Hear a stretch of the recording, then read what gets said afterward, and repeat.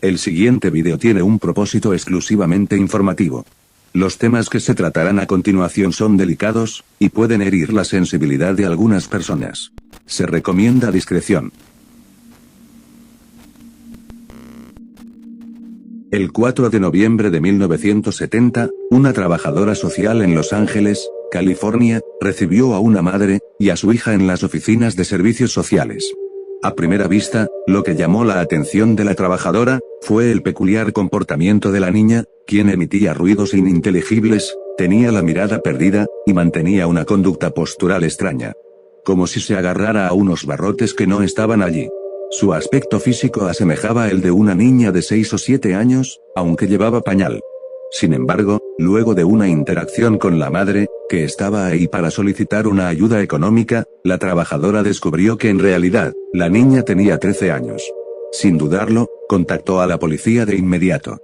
Así comenzaba a develarse uno de los casos más estremecedores de la historia contemporánea, el de Ginny Bailey, una niña que había pasado casi toda su vida encerrada, aislada, y sometida a horribles abusos.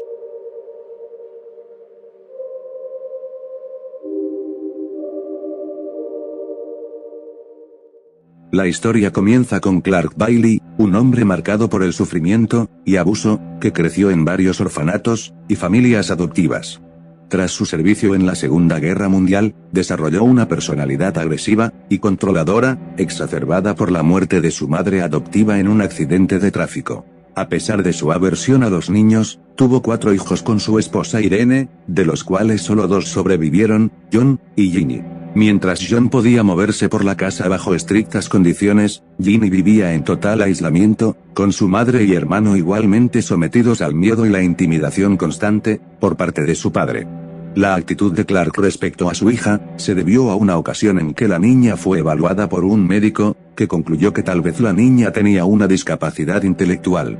Ese fue el hecho que marcó el destino de Ginny, pues a partir de ese momento, su padre decidiría que no podía arriesgarse a que su hija sufriera los peligros del mundo exterior, y tomó la drástica y cruel resolución de aislar a la niña en un cuarto, privándola de prácticamente la totalidad de estímulos. El calvario comenzó cuando la niña tenía menos de 2 años, desde entonces, y hasta sus 13 años, Ginny pasó todos los días de su vida encerrada en una habitación, encadenada a una silla que tenía acoplado un orinal. Para dormir, la obligaba a entrar en una jaula, en la que había un saco donde debía meterse. Su tiránico padre, no permitía que Ginny emitiera ningún sonido, bajo pena de golpearla, o imitar ruidos de animales salvajes para aterrorizarla. La estimulación de Ginny, por lo tanto, fue reducida casi a 0, a todos los niveles, ya que la niña, no miraba, ni escuchaba nada, salvo los gritos de su padre. Toda su alimentación a lo largo de esos años consistió en una especie de papilla de cereales para bebés, acompañada en algunas ocasiones por un huevo cocido. Además, siempre se le daba de comer directamente en la boca, por lo que ni siquiera aprendió a valerse por sí misma en ese sentido. La única persona que entraba y salía de la habitación de Ginny, era su padre, pues no permitía la entrada a nadie más, ni siquiera a su madre o a su hermano. Ginny no conocía el mundo exterior, ni el contacto humano más allá del violento trato de su padre. Su habitación estaba herméticamente cerrada, con chapas de metal, y solo recibía escasa luz a través de una ventana bloqueada. El más mínimo ruido provocaba terribles castigos físicos por parte de Clark. La pequeña solo podía ver un pedazo del cielo y parte de la casa vecina, sin entender que existía un mundo más allá de su diminuta prisión. Toda esa situación, ligada a que Clark ni siquiera podía mantener a su otro hijo, y a su esposa Irene, fue lo que la hizo tomar la decisión de aprovechar un día la ausencia de Clark, y acudir a las oficinas de servicios sociales solicitando ayuda. Luego de ser rescatada, ambos padres fueron acusados de abuso infantil, pero Clark se suicidó un día antes de su comparecencia ante el tribunal, dejando una nota en la que decía, "El mundo nunca lo entenderá". Irene, por su parte, fue exonerada de los cargos, aunque se le retiró la custodia de sus hijos. Ya en manos de las autoridades, el panorama era desgarrador. La niña no podía hablar, caminaba encorvada, con movimientos torpes y mostraba un comportamiento salvaje. Estaba severamente desnutrida, pesaba apenas 26 kilos, y presentaba un retraso significativo en su desarrollo físico y mental.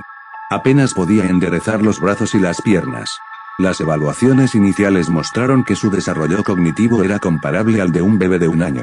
A nivel del control de impulsos, Ginny tenía ataques de ira en los que no vocalizaba, porque no se le había permitido de pequeña, pero golpeaba los objetos, y el suelo, o se arañaba la cara. Además, no tenía ningún tipo de inhibición sexual, y habitualmente iniciaba conductas masturbatorias sin importar dónde estuviera, o quién estuviera presente en ese momento. De hecho, muchas veces intentaba que fueran los demás los que participasen en esa actividad. El no haber disfrutado de una movilidad normal a lo largo de sus primeros años había provocado que tanto brazos como piernas tuviesen atrofia, y no le era posible caminar con normalidad. Por lo que en muchas ocasiones se desplazaba en 4 extremidades, para moverse entre los espacios. Igualmente, no tenía ningún control sobre sus esfínteres. Acostumbrada a llevar pañales, miccionaba, y defecaba en cualquier ocasión, sin una voluntariedad al respecto. Una vez rescatada, la niña comenzó inmediatamente un proceso terapéutico que pretendía reparar un daño catastrófico que se remontaba a 13 años atrás. Contra todo pronóstico, Ginny comenzó a mostrar progresos notables en ciertas áreas. Aprendió a utilizar el inodoro, a vestirse sola y a disfrutar de la música clásica. Su curiosidad por el mundo exterior evidenciaba su deseo de aprender y conectarse con su entorno. Ginny comenzó a adquirir nuevas palabras y a usarlas en combinaciones sencillas, mostrando un progreso alentador. Sin embargo, su capacidad para desarrollar la gramática y formar oraciones complejas permaneció limitada. Esto parecía apoyar la hipótesis del periodo crítico, sugiriendo que la habilidad para adquirir las estructuras gramaticales del lenguaje se perdía después de cierta edad. Una teoría que, en palabras más sencillas, afirmaba que si no se le enseñaba a hablar a un individuo a determinada edad, nunca más podría aprender. A pesar de estos desafíos, Ginny mostraba una notable capacidad para comunicarse de manera no verbal, utilizando dibujos y gestos. Tras el impactante descubrimiento de Ginny, la comunidad científica se movilizó rápidamente. El Instituto Nacional de Salud Mental proporcionó fondos para investigar el caso, considerando que podría ofrecer una oportunidad única para estudiar el desarrollo del lenguaje y los efectos del aislamiento extremo en el cerebro humano. Un equipo de psicólogos y expertos en lenguaje se encargaron de la rehabilitación de Ginny. Entre ellos, una joven lingüista fascinada por las posibilidades de aprendizaje que Ginny podía ofrecer. No obstante, empezaría a notarse que toda la comunidad científica estaba más enfocada en los avances y respuestas a teorías que en la rehabilitación de la niña. Prácticamente estaban experimentando con ella, argumentando que era una oportunidad única, ya que privar de estímulos a un infante durante años, para luego tratar de hacerlo aprender distintas cosas, era y es ilegal. Así que no todo fue progreso y descubrimientos. Todos querían imponer sus propias teorías y estudios sobre la niña, y las diferencias entre los investigadores sobre el tratamiento y cuidado de Ginny comenzaron a generar tensiones. Vin Butler, una de las profesoras de rehabilitación, se convirtió en una figura protectora para Ginny, pero al imponerse, restringió el acceso de otros miembros del equipo. Esta disputa, junto con la falta de avances científicos rápidos, llevó a que se retirara la financiación en 1974. El impacto fue devastador. La situación de Ginny continuó deteriorándose, y volvió al hospital de niños, donde los avances que había logrado desaparecieron debido a sus experiencias traumáticas recientes. Regresó al silencio y mostró signos de miedo extremo. En 1975, tras una serie de juicios, su madre biológica recuperó la custodia, pero, debido a su vejez, realmente se hizo cargo de ella muy poco tiempo. A partir de entonces, Ginny pasó por múltiples casas de acogida, enfrentando nuevamente situaciones de maltrato, abuso y negligencia. Pues eran sitios que no estaban adaptados para tratar a una niña con sus necesidades. Todo ello significó una regresión a su estado inicial. La niña volvió a tener los comportamientos que llevaba a cabo en su encierro. Por ejemplo, dejó de pronunciar las frases aprendidas para nunca más volver a hablar. Su madre biológica demandó al Hospital de Niños de Los Ángeles y al equipo de investigación, acusándolos de haber sometido a su hija a pruebas excesivas sin un verdadero beneficio terapéutico. Actualmente, Ginny vive en un hogar de cuidado para adultos, en algún lugar secreto del sur de California. Su paradero exacto y su condición actual son desconocidos para la mayoría, ya que la institución que la alberga mantiene su ubicación en secreto para protegerla de más explotación. Pese a haber tenido a su lado personas que de verdad querían ayudarla, hubo otros que solo la veían como sujeto de experimentación. Hoy en día, sin la atención adecuada, con su avanzada edad, y en un lugar que no está adaptado para ella, podemos decir que el daño que Janie recibió durante 13 largos años, es irreversible.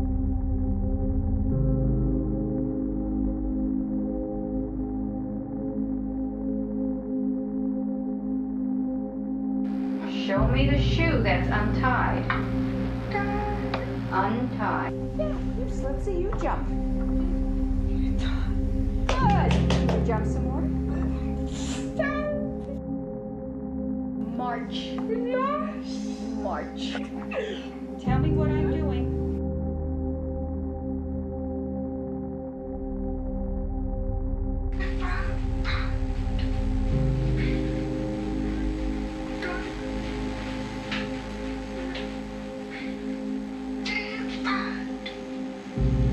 You want to see your father? Father is not living. You remember what it was like when you lived at home? What were you sitting on when